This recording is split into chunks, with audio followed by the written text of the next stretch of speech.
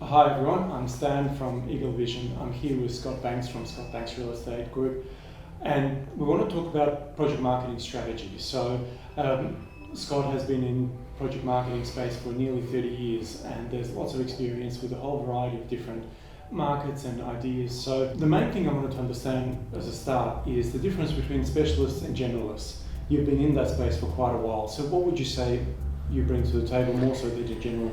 Yeah, sure. Look, it's quite interesting. I mean, it's certainly like anything. It's about experience. It's a little bit like going to a general practitioner other than a specialist. If you're going to the medical field, and especially when you become a specialist, it comes from experience and trial and error in a way. Hopefully, when you're a surgeon, not trial and error, but it's something that you really need to learn. I think there has historically been a bit of a fallacy in relation to the guy has a real estate license, he sells real estate, so I can give him my project.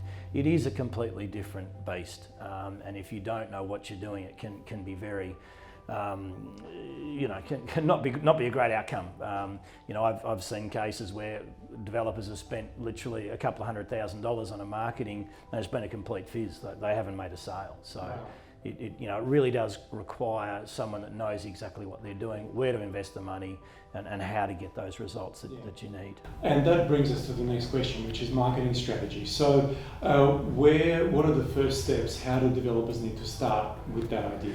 I like to think about it as ABC, which loosely means always be in control. Yep. So the A is you have to have a brand. Like I'm assuming you've been to your architect, you've done your market research, you've done your due diligence, you understand who your project is going to appeal to. In other words, who your buyers are. So once you've been to that process, you come to the next stage, which is how do we brand this project?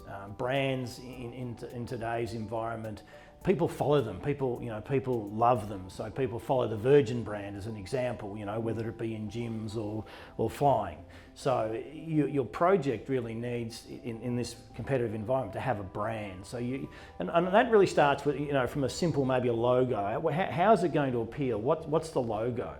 And then once you come up with a brand or a design, then you do step into the next B, which is what's your design? How do your brochures look? How does your website look? How does your boards look? Are you doing letterbox drops? How do they look? So you start designing it all. And once you've got a bit of a global perspective on that, then you move to your imaging. And obviously, talk to someone like yourself and get the imaging looking right. So everything's completely aligned. It looks, the whole thing looks like it's been designed from go to woe. Not, oh, look, these are the images we've got, we'll try and fit them in here and it doesn't look right. Because the buyers need to look at it and it looks holistic, it looks seamless, it looks like a really well-oiled machine, because that's all they have to relate to. If they look at a project, they can only look at your marketing, they can't see the building. So if your brochure's not quite right, there's spelling mistakes, it really is a representation as to possibly how the project's going to play out. That's right, yes. Is there any case study that comes to mind when it comes to the right sort of marketing strategy, branding wise? Well, we've been involved with a land subdivision recently where we created a unique brand. It's an land estate called Alexander Park. So we came up with the logo and the design. And we've gone to market. We actually went with a pre-release, and we ended up selling out the first 3 stages of the subdivision, which was quite amazing. And we've got another stage due for release probably in the next 2 or 3 months. And we already have nearly 500 people registered for 26 blocks that are about to be released. So wow. That's a really successful example, is if you get it right.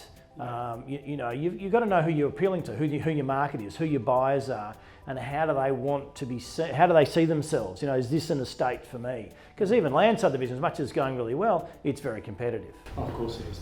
Very good. Look, thanks so much for watching. I guess for today, this was all that we wanted to cover. Next time around, we'll actually get more into the specifics. So more marketing budgets and some of the other elements that really make a marketing campaign successful.